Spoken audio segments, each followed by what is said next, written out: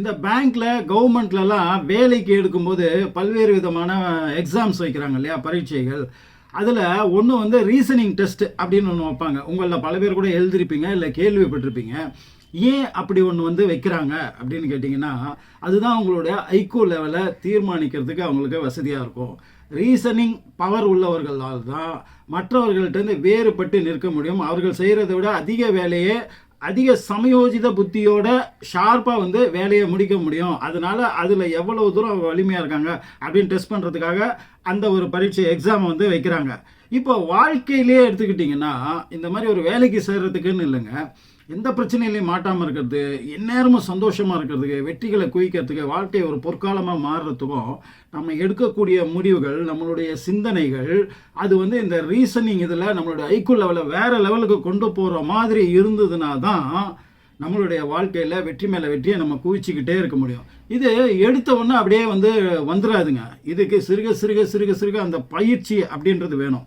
முதல் விஷயம், நீங்கள் நம்புறது என்னன்னா, நீங்கள் என்ன நம்பணும்னு கேட்டிங்கன்னா, உங்களால் என்ன முடியும்னு நீங்கள் நினச்சிட்டு இருக்கீங்களோ அதை விட 100 மடங்கு உங்களால் முடிக்க முடியும்.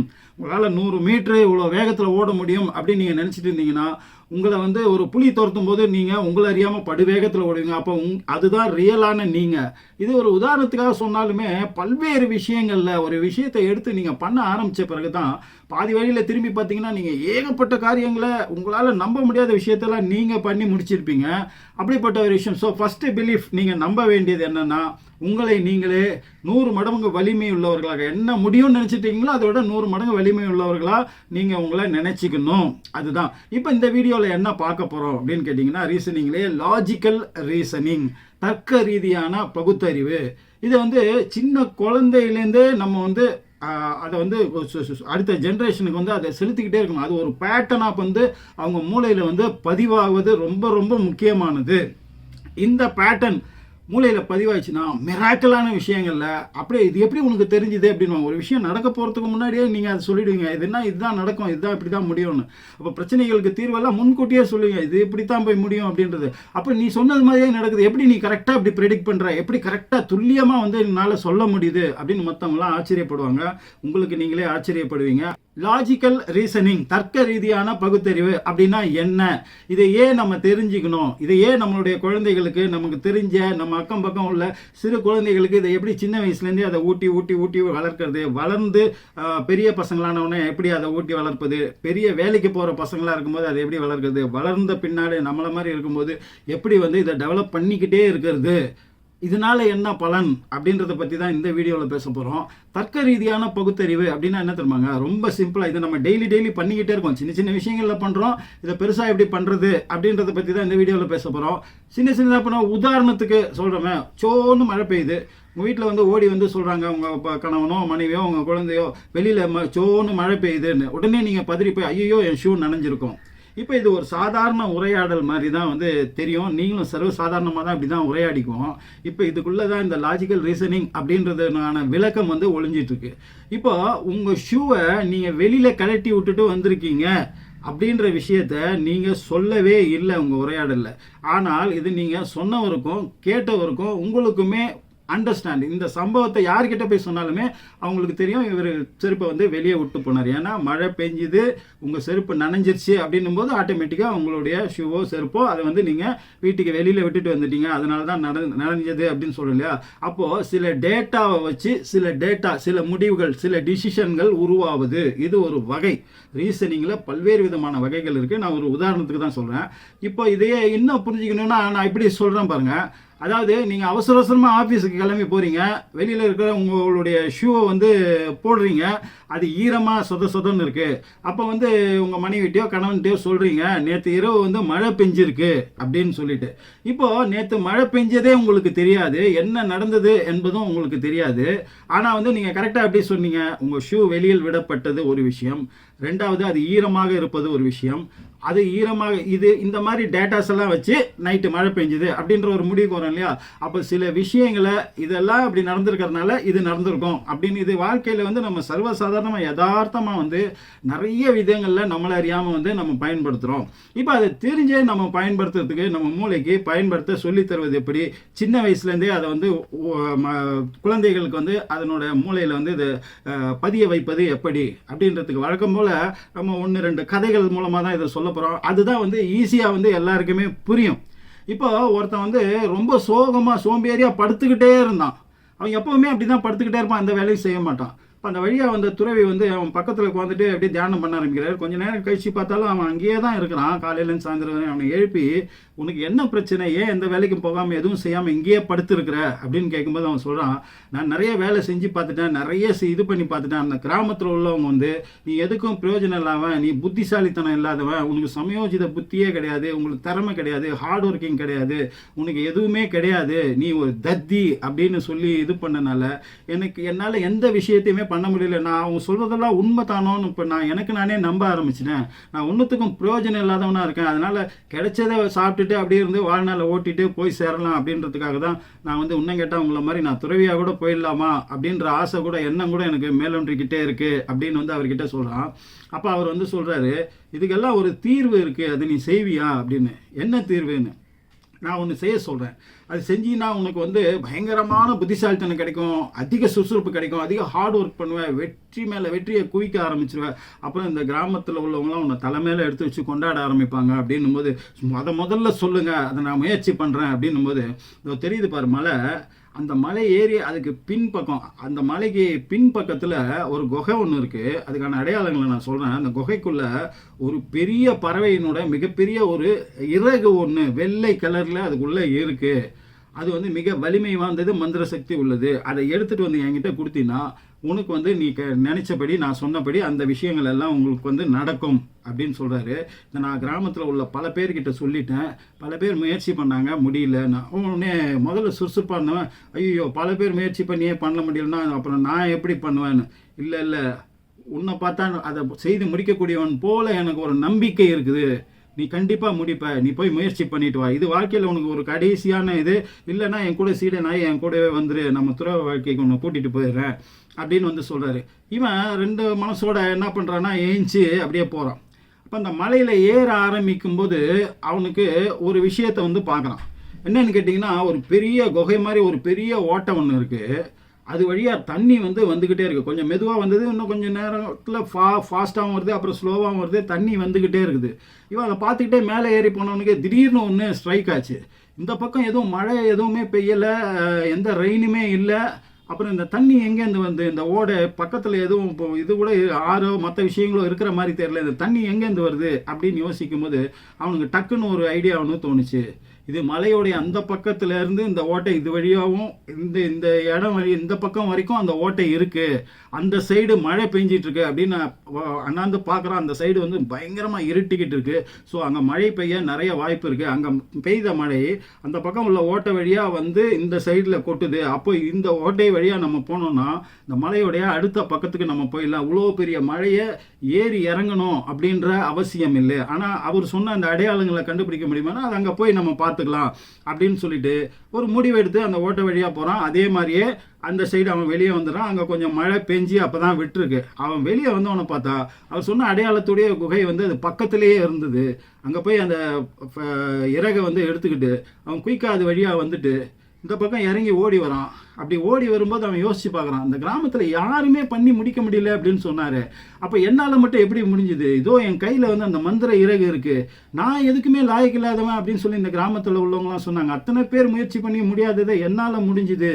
எனக்கு அந்த ஒரு இதுக்குள்ளே போய் அப்படி என்னாலையும் மலை ஏறி அந்த பக்கம் போகணுன்னா அவர் முனிவர் சொன்ன மாதிரி காலையில் பொழுது தொடங்கின ஆரம்பத்துலேருந்து பொழுது விடியறதுக்குள்ளே அதை எடுத்துகிட்டு வந்துடணும். என்னால் பொழுது விடியறதுக்குள்ளே மேலே தான் ஏறி இருக்க முடியும், அந்த சைடு போய் அந்த இறகை எடுத்துகிட்டு வந்திருக்கவே முடியாது. இதுதான் நிறைய பேர் பொழுது சாயறதுக்கு முன்னாடி மேலே வரையும் தான் போயிருப்பாங்க, அதனால் கீழே இறங்கி வந்துட்டாங்க போல இருக்கு. அப்போது இதுதான் ஒரே வழி அதுதான் ஒரே விஷயம், அப்படி போனால் தான் அதில் போக முடியும் போல இருக்கு.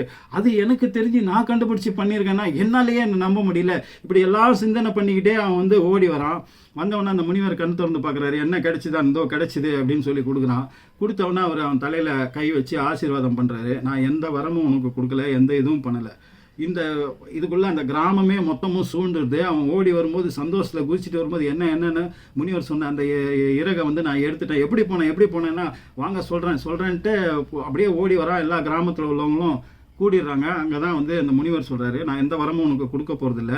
உன்னுடைய உண்மையான டேலண்ட், உண்மையான திறமை, உன்னுடைய ஹார்ட் ஒர்க்கிங் முயற்சி, கடின முயற்சி, இந்த கிரிட்டிக்கல் திங்கிங், இந்த மாதிரியான விஷயம் உனக்குள்ளே புதைஞ்சிட்டு இருக்கதை வெளியே கொண்டு வரத்துக்காக தான் உன்னை வந்து இந்த மாதிரி காரியம் பண்ண சொன்னேன். இப்போ உனக்கு எல்லாமே ஓப்பன் ஆயிடுச்சு, உன்னுடைய அறிவுக்கெல்லாம் திறந்துடுச்சு, உன்னுடைய திறமை மீது உனக்கே இப்போ அலாதியான அபரிமிதமான நம்பிக்கை உனக்கு வந்துடுச்சு. நீ உன் வெற்றியை யாரும் தடுக்கவே முடியாது. உன் வெற்றி பயணத்தில் நீ இனிமேல் ஓட தான் போகிற அப்படின்னு சொல்லிட்டு இந்த கிராமமே உன்னை தூக்கி வச்சு கொண்டாடணுமா. அந்த கிராமத்தில் உள்ளவங்களாம் ஆமாம் அவரோட அறிவு கூர்மை, அவர் எப்படி எடுத்துகிட்டு வந்தாருன்றதை அந்த முனிவர் எக்ஸ்பிளைன் பண்ணோன்னே எல்லாரும் அவரை தூக்கி வச்சு அவனை கொண்டாட ஆரம்பிச்சிட்டாங்க. அந்த கிராமத்துக்கே மிகப்பெரிய ஹீரோவாக ஒரு தலைவனாக வந்து அவன் மாறுறான்.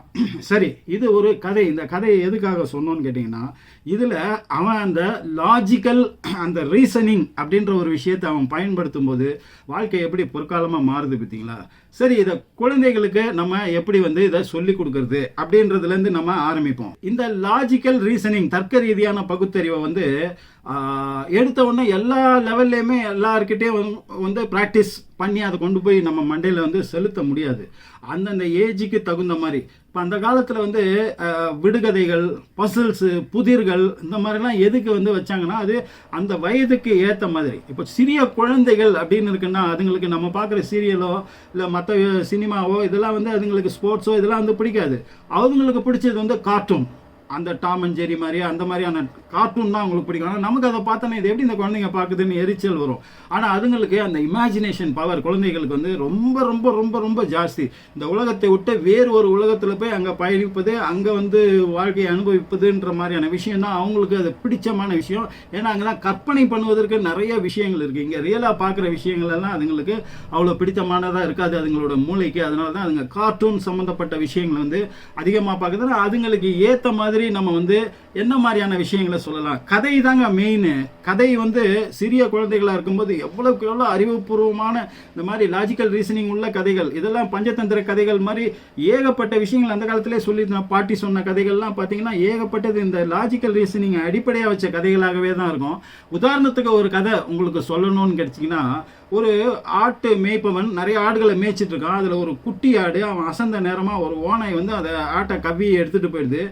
அவனோட மந்தையை சேர்ந்த ஆடுகள்னு அடையாளத்துக்காக அவன் கழுத்தில் வந்து அந்த ஒரு செயின் மாதிரி கட்டி மணியை கட்டி வச்சுருப்பான். அது எல்லா ஆடுகளுக்குமே இருக்கும். அது வந்து அந்த ஓனாய் வந்து தூக்கிட்டு போயிடுது. யாருக்கும் தெரியாத ஒரு ஒதுக்குப்புறத்தில் கொண்டு போய் வச்சுட்டு அதை சாப்பிட்லாம் அப்படின்னு நினைக்கும் போது அந்த குட்டி ஆடு இப்போ தான் வந்து கதையோட மெயின் பார்ட்டுக்கு சொல்லுவேன். அந்த குட்டி ஆடு அந்த ஓனாயை பார்த்து சொல்லுது, நீ என்னை அவசரப்பட்டு சாப்பிடாத, நான் இப்போ தான் நீ என்னை தூக்கிட்டு வரதுக்கு முன்னாடி நிறைய புல்லுங்களை வந்து மேய்ஞ்சிருக்கேன், அது வயிற்றுக்குள்ளே பச்சையாக அப்படியே இருக்குது.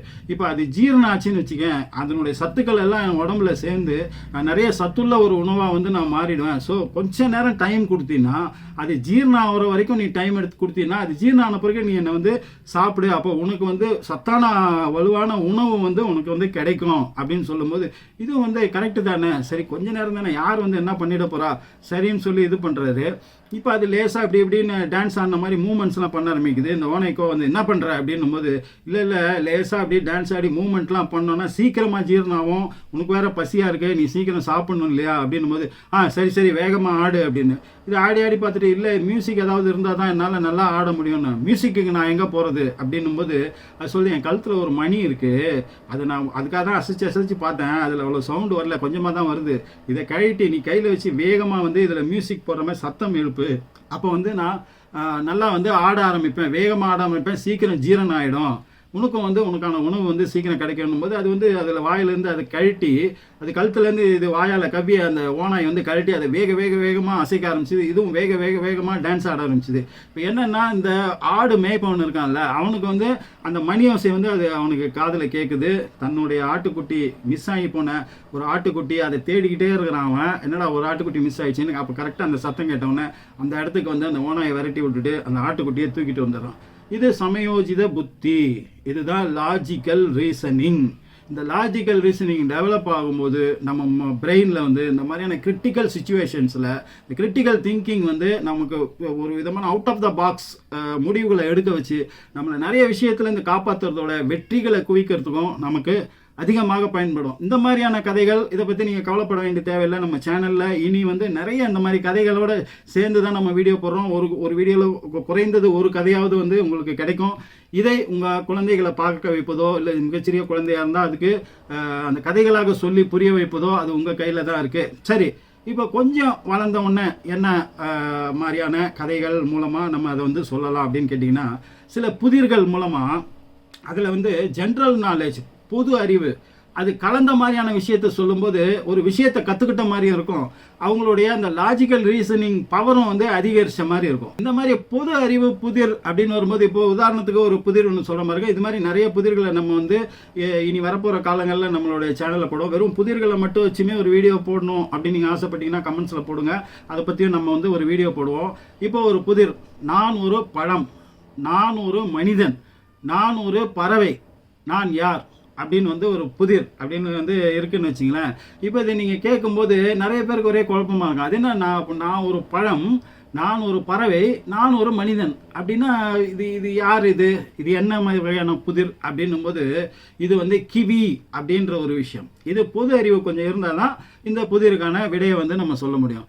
கிவினா என்னன்னா, கிவி பழம் அப்படின்னு நம்ம கேள்விப்பட்டிருக்கோம் இல்லையா, அதே மாதிரி கிவி பறவை, ஒரு பறவைக்கு நியூசிலாண்டில் வாழக்கூடிய ஒரு பறவை இனத்துக்கு கிவி பறவை இனம், கிவி பறவை அப்படின்னு சொல்லுவாங்க. இப்போ இந்தியாவில் வாழ்கிறவங்கள இந்தியன்ஸுன்ற மாதிரி, பங்களாதேஷில் வாழ்கிறவங்கள பங்களாதேஷி, ஸ்ரீலங்கன் அப்படிலாம் சொல்கிற மாதிரி நியூசிலாண்டில் வாழ்கிறவங்கள செல்லமாக வந்து கிவிஸ் அப்படின்னு சொல்லுவாங்க. கிவி அப்படி ஹீஸ் அ கிவி அப்படின்னாக்கா அவன் ஒரு நியூசிலாண்டை சேர்ந்தவர் அப்படின்னு வந்து அர்த்தமாகும். அப்போ அது மனிதன் அப்படின்றத குறிக்குது இல்லையா, அப்போ கிவி அப்படின்றது தான் அதுக்கான விடையாக இருக்கும். இன்னொரு விதமான கேள்வி அப்படின்னு பார்த்தீங்கன்னா, இப்போது ஒரு வருஷத்துக்கு 12 மாதம் இருக்குது இல்லையா, ஒரு மாதத்துக்கு 30 நாள் இருக்குது, ஒரு மாதத்துக்கு 31 நாள் கூட இருக்குது, இப்படி மாறி மாறி மாறி வருது இல்லையா. 28 நாட்கள் உள்ள மாதங்கள் எது அப்படின்னு கேட்டோம்னா, இப்போ பட்டுன்னு எல்லாரும் என்ன சொல்லுவாங்க, 28 நாட்கள் உள்ள மாதம் எது அப்படின்னு கேட்டாக்கா பிப்ரவரி அப்படின்னு சொல்லுவாங்க. ஆனால் இந்த லாஜிக்கல் இந்த மாதிரியான ரீசனிங் இருக்கிறவங்க வந்து அதன் மூலமாக அவங்க பிரெயினில் வந்து ஒரு பேட்டர்னை டெவலப் பண்ணவங்களுக்கு பளிச்சுன்னு வந்து இது தெரியும். இருக்கிற 12 மாதத்துலையுமே 28 நாள் வரும். சில இதில் 28 நாள் தாண்டி தான் 30 வரும், 31 வரும். இப்போ குறைந்தபட்சம் 28 நாள்ன்றது பிப்ரவரி அப்படின்னாக்கா எல்லா மாதத்துலேயுமே அந்த 28 நாளுன்றது வந்துடும் இல்லையா. அப்போ எல்லா மாதங்களிலுமே அந்த 28 நாட்கள் அப்படின்றது இருக்கும் அப்படின்றது. இது வந்து கொஞ்சம் வேறு மாடுலேஷனில் சொல்லும்போது நம்ம காமெடியாக மொக்க ஜோக்கு மாதிரியும் இதை மாற்றி வந்து நம்மளால் சொல்ல முடியும். அதே மாதிரி ஜோக்காகவும் இந்த மாதிரியான ஒரு ரீசனிங், ஒரு லாஜிக்கல் ரீசனிங்கோட சொல்லக்கூடிய விஷயம் ஜோக்குக்கு இன்னொரு உதாரணம் வந்து என்னன்னு பார்த்தீங்கன்னா, சோன்னு மழை பெய்யுது, ஒரு 10 பேர் ஓடி வராங்க, எல்லார் தலைமுடியும் சொட்ட சொட்ட சொட்ட ஈரமாக வந்து ஓடி வராங்க, ஒருத்தருக்கு மட்டும் அப்படி நடக்கலை, ஏன் அப்படின்னு கேட்குறாங்க. அப்போ ஏன்னா ரொம்ப நேரம் யோசிச்சுட்டு அதுக்கான விடை என்ன அப்படின்றத சொன்னோம்னா, அவன் வந்து இந்த பால்டு ஹெட், அதாவது முடி இல்லாத அந்த சொட்டை தலைன்னுவாங்க இல்லையா, அது எப்படி தமிழில் சொல்கிறதுன்னு தெரியல, பால்டு ஹெட் அப்படின்னா தலையில் முடியே இல்லை, அவனுக்கு முடி இருந்தால் தானே ஈரமாகும் அப்படின்றது. இது கொஞ்சம் மாடுலேஷனாக சொல்லும்போது இது காமெடி ஆகும். பட் இதில் வந்து லாஜிக்கல் ரீசனிங் இருக்குது, அப்படியும் ஒரு வாய்ப்பு இருக்குது இல்லையா. இப்போ நம்ம வந்து அந்த பேட்டர்னில் எல்லாத்தையும் எப்படி யோசிப்போம், எல்லாரும் ஈரத்தலையோடு வரும்போது ஒருத்தனுக்கு மட்டும் எப்படி வந்து மழையால் பாதிக்கப்படாமல் ஒருத்தன் மட்டும் எப்படி இருக்கிறான் அப்படின்னும் போது அவனுக்கு முடியே இல்லை, முடியிருந்தா தானே அப்படின்றது வந்து இது சில பேருக்கு தான் அது தோணும். 99% பேருக்கு இந்த விடை வந்து சொல்ல தெரியாது, அப்படியே கொஞ்ச நேரம் பேன்னு தான் முழிக்க ஆரம்பிப்பாங்க. இப்போ கடைசியாக ஒரு புதிர், இன்ட்ரெஸ்டிங்கான புதிர், உங்கள் அத்தனை பேருக்கும் வயசு வித்தியாசம் இல்லாமல் உங்கள் அத்தனை பேருக்குமான சேலஞ்சு ட்ரை பண்ணி பாருங்கள். இப்போ ஒரு 4 பேரை 4 படியில் நிற்க வச்சுருக்காங்க. நம்ம படத்தில் காமிக்கிற மாதிரிங்க, நல்லா உன்னிப்பாக உத்து கவனிங்க.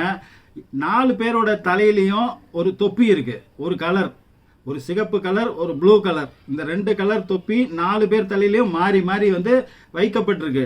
இப்போ என்னன்னா, அந்த முதல் படியில் இருக்கிறவரால் 2வது படியில் இருக்கிறவரையும் 3வது படியில் இருக்கிறவரையும் பார்க்க முடியும். ஏன்னா அந்த படியில் கொஞ்சம் ஹைட்டாக இருக்குது, அவர் அந்த சைடில் வந்து பார்த்துட்டு இருக்கிறாரு.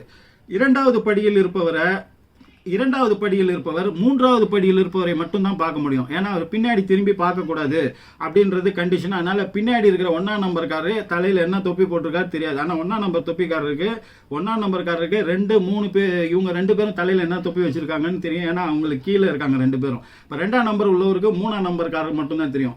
3ஆம் நம்பர்காரருக்கும் 4ஆம் நம்பர்காரருக்கும் இடையில ஒரு செவுரு வந்து ஒரு வால் வந்து கட்டிடுறாங்க. அதனால 3ஆவது உள்ளவருக்கு அந்த வால் தான் தெரியும். 4ஆவது உள்ளவருக்கும் எதிர்க்க ஒன்றும் தெரியாது. திரும்பி பார்த்தாலும் அவருக்கும் அந்த வால் தான் தெரியும். அவராலையும் யாரையும் பார்க்க முடியாது. 3ஆம் நம்பர்காரருக்கும் யாரையும் பார்க்க முடியாது. இப்போ இவங்க எல்லாருமே கைதிகள் அப்படின்னு வச்சிங்களேன். இப்போ இந்த கைதிகளுக்கான ஒரு டெஸ்ட் ஒன்று கொடுக்குறாரு வார்டன். என்னன்னா, ஒரு ஜட்ஜோ வார்டனோ ஏதோ ஒன்று சொல்கிறாங்க, ஒரு தீர்ப்பு ஒன்று சொல்கிறாங்கன்னு வச்சிங்களேன். உங்களில் யார் தலையில் எந்த தொப்பி இருக்கு அண்ணாந்து பார்க்கக்கூடாது. நம்ம தலையில் உள்ள தொப்பி என்னன்றது நமக்கு தெரியாத விதமாக வந்து வச்சிருக்கிறாங்க. திரும்பி பார்க்கக்கூடாது. கண்டிஷன் இதெல்லாமே திரும்பி நிற்பவரை பார்க்கக்கூடாது, தன் தலையை தானே பார்க்கக்கூடாது. இந்த மாதிரியான கண்டிஷனோட உங்கள் தலையில் உள்ள தொப்பி என்ன அப்படின்றத வந்து நீங்கள் சரியாக சொல்லிட்டீங்கன்னா உங்களுக்கு விடுதலை. அப்போ இதில் 2 கலர் வந்து யூஸ் பண்ணியிருக்கோம். ஒன்று, பின்னாடி உள்ளவங்களை திரும்பி பார்க்கக்கூடாது, தன் தலையில் உள்ள தொப்பியை பார்க்கக்கூடாது. இதில் 2 கலர், ஒன்று சிகப்பு, நீலம், 2 கலர் தொப்பி தான் வந்து சரிசமமாக வந்து பயன்படுத்தியிருக்கிறோம் அப்படின்றது இது 3ஐயும் சொல்லிடுறாங்க. இப்போ அவங்களுக்கு டைம் கொடுக்குறாங்க. டைம் கொடுத்த உடனே கொஞ்ச நேரத்தில் பார்த்தீங்கன்னா 2ஆவது நம்பர்காரரு ஓன்னு கத்துறாரு, என் தலையில் இருக்கிற தொப்பி நீல கலர் அப்படின்னு சொல்லிட்டு. ஒரே ஆச்சரியமாகுது எல்லாருக்குமே. உங்களுக்கும் ஆச்சரியமாக இருக்கும் இல்லையா? எப்படி வந்து யாருமே சொல்ல முடியாமல் அந்த 2ஆம் நம்பர்காரர் மட்டும் தன் தலையில் உள்ள தொப்பி வந்து நீல கலர் அப்படின்றத எப்படி வந்து அவர் கண்டுபிடிச்சாரு? எங்கே கொஞ்ச நேரம் யோசிச்சுட்டு இதை வந்து ஃப்ரீஸில் போட்டுட்டு பாஸில் போட்டுட்டு கொஞ்ச நேரம் யோசிச்சு அதுக்கான ரீசனை சொல்லுங்கள் பார்ப்போம். கண்டுபிடிச்சிங்கன்னா கமெண்ட்ஸில் போடுங்க. சரி, இப்போ அதுக்கான ரீசன் என்னன்றது சொல்லுவோம். எப்படி அவரால் சொல்ல முடிஞ்சதுன்னு அவர் கேட்குறாங்க. இன்னும் உங்கள் தலையில் உள்ள தொப்பி நீல கலரில் தான் இருக்குது அப்படின்னு எப்படி நீ கண்டுபிடிச்ச அப்படின்னும் போது, என்னால் 3ஆவது நம்பர்காரரை என்னால் பார்க்க முடியுது. அவர் தலையில் உள்ள தொப்பி சிகப்பு நிறத்தில் இருக்கிறது.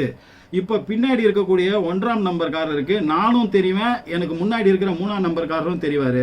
அவர் தலையில் இருக்கிற தொப்பி சிகப்பு, என் தலையில் இருக்கிற தொப்பியும் சிகப்புனா 2 சிகப்பாயிடுச்சு. மொத்தம் நாங்கள் 4 பேர், 2 சிகப்பாயிடுச்சு. அப்போ மீதி இருக்கிற 2 பேர் தலையிலையும் நீலம் தான் இருக்குன்றனால அவர் தன்னோட தலையில் இருக்கிறது நீலம் அப்படின்னு இந்நேரத்துக்கு கத்தி இருக்கணும். ஆனால் அவர் கத்தாததுனால அவருக்கு குழப்பத்தில் இருக்க, அவர் தலையில் இருக்கிற தொப்பி என்னன்றது அவர் குழப்பத்தில் எப்படி இருக்காருன்னா, என்னோட தலையில் இருக்கிறது நீளமாக இருக்கிறதுனால அவர் கன்ஃபியூஷன் ஆகிட்டார். என் தலையில் இருக்கிற தொப்பி சிகப்பாக இருந்ததுன்னா அவர் தான் முதல்ல பதில் சொல்லியிருப்பார். அவர் பதில் சொல்லாததுனால தன் தலையில் உள்ள தொப்பி நீளமாக இருக்கிறதுனால தான் அவரால் வந்து அதுக்கான விடை சொல்ல முடியல. இதை வச்சு தான் நான் வந்து என் தலையில் இருக்கிற தொப்பி நீலம் அப்படின்றத கண்டுபிடிச்சேன். நான் சொன்ன விளக்கம் உங்களில் எத்தனை பேருக்கு புரிஞ்சுது அப்படின்றத பாருங்கள். இதுதாங்க அந்த சிச்சுவேஷனில் நம்ம லாஜிக்கல் ரீசனிங்கோட கெப்பாசிட்டி நம்ம மூளைக்கு இருந்ததுன்னா மிக மேஜிக்கலாக நம்மளால் நம்ப முடியாத நிறைய விஷயங்களை வந்து நம்ம சாதிச்சுட்டு போயிட்டே இருக்கலாம்.